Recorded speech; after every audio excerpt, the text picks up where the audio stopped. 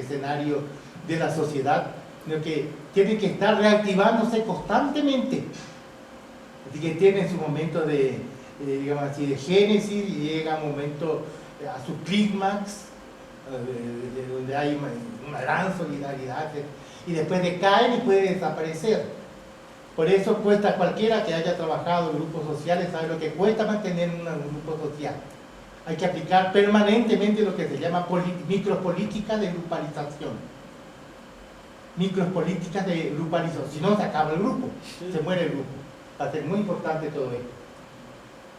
Bueno, para esto el mejor autor siempre sigue siendo para mí Menucci, ¿no? Entonces, él lo construye a partir de la noción de acción colectiva, y para él la identidad colectiva implica definir en forma interactiva y compartida las orientaciones de acción ante todo, las orientaciones de acción del grupo como tal, es decir, el proyecto. El proyecto va a ser un gran marcador de identidad tratándose de identidades colectivas, por ejemplo, de un partido político, el proyecto, ¿no? Él va a poner énfasis en el proyecto. ¿Por qué? Porque él ha trabajado fundamentalmente con movimientos sociales. Así que se trata de definir interactiva y de forma compartida orientaciones de la acción, ¿no? Estas orientaciones, este proyecto del grupo, que puede ser un proyecto político, se incorpora a rituales, a prácticas y artefactos culturales, se vive como valor y como modelo cultural. Así que no se trata de una cuestión puramente cognitiva.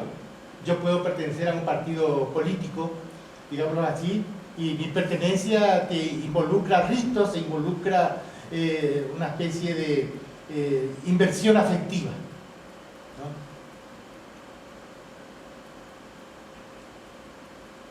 También la identidad colectiva requiere el reconocimiento para existir socialmente. Adelante.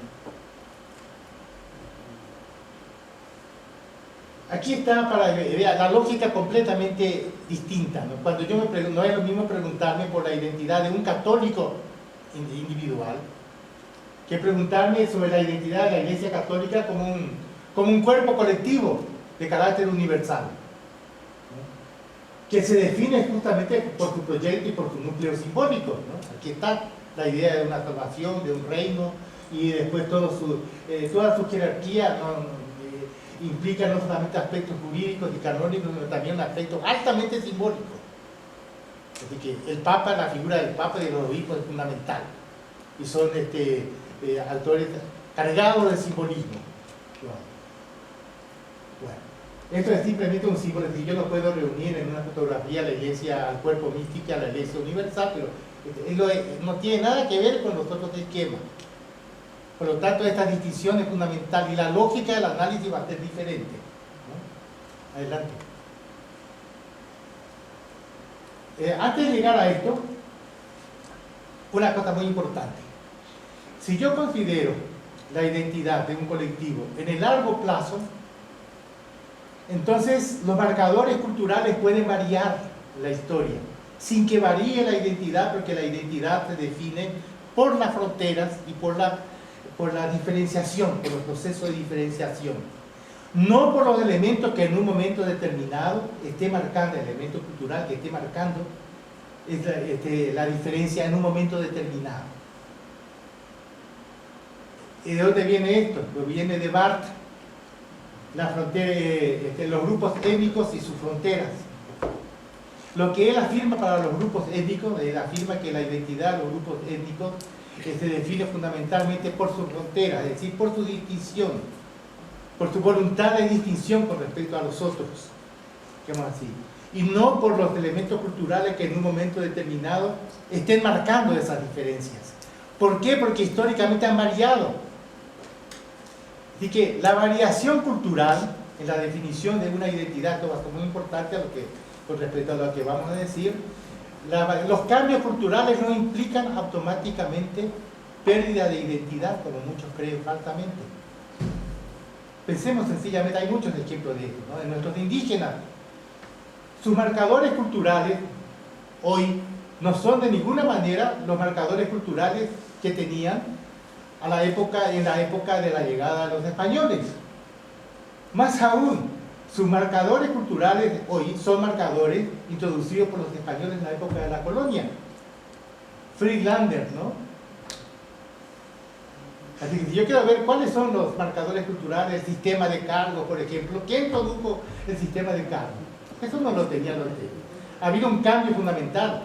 Incluso nuestros indígenas han cambiado de cultura religiosa, se han convertido, digamos así, al catolicismo, con demonios, por supuesto, pero se han convertido masivamente al catolicismo, pero eso no ha acabado con sus fronteras étnicas, lo que es la manera en que se ha apropiado la religión católica, etcétera, etcétera, y del español, etcétera, sigue diferenciándolos de los demás. Bueno, entonces hay que tener en cuenta para nuestro análisis de la identidad nacional este fenómeno, y que considerado en el largo plazo, no sincrónicamente, sino en el largo plazo, como dice un antropólogo americano, pueden variar, digamos así, diríamos, los mojones culturales que marcan las fronteras de una identidad, que frontera significa diferencia. Pueden variar sin que varíe la identidad, y que la identidad, por eso, según Frederick Barth, se define fundamentalmente por las fronteras, es decir, por sus diferencias, por la voluntad de mantener sus diferencias a lo largo del tiempo. Y ustedes saben que esta tesis básica de Barth ha cambiado completamente los planteamientos en el estudio, digamos así, de las etnias. Así que ahora nos preguntamos cómo es posible que tal etnia, los yaquis, por ejemplo, que han cambiado radicalmente sus marcadores culturales, ya no son los marcadores culturales que tenían en la época de la guerra de castas, digo, de la guerra contra los yaquis, la época del porfiriato. Han cambiado y sin embargo mantiene fieramente su identidad, a pesar de que han cambiado los marcadores culturales. Nos preguntamos cómo es que el pueblo yaqui ha podido mantener tan firmemente a lo largo de la historia, y a pesar de todos los cambios culturales y el cambio del entorno, ha mantenido su frontera. Y cómo nos planteamos esta pregunta gracias a la tesis de Barth. Adelante. Esto. Va a ser muy importante la teoría de la memoria para estudiar la identidad nacional. Esto es lo que nos recalca Melucci. Él solamente enfatiza la dimensión digamos así, de proyectos, porque estudió fundamentalmente movimientos sociales, sin mucha memoria, ¿no? Mientras que para nosotros la memoria, para definir la identidad nacional, el aspecto memoria de los orígenes o representación de la cultura, digamos, que va a ser fundamental. Entonces necesitamos el concepto de memoria colectiva. Yo sigo siendo gran partidario de la definición de Durkheim, que define en un libro sobre filosofía y sociología, define la memoria como ideación del pasado. Fíjese este verbo, bueno, es sustantivado, esta sustantivación activa, que la memoria tiene un poder creativo, es una ideación del pasado, que él contrapone a conciencia, que es la ideación del presente, y a imaginación prospectiva, que es la ideación del futuro, donde entra todas las utopías, ¿no? Entonces, esto va a ser fundamental hasta para una teoría del imaginario social, cómo el imaginario está presente en todas partes, en nuestro pasado, en nuestro presente y en nuestro futuro, el imaginario. Bueno, la memoria colectiva tiene un carácter selectivo, por lo tanto constructivo, funciona como una especie de esclusa, ¿no? Y a veces fantasmático, tiene un carácter fantasmático.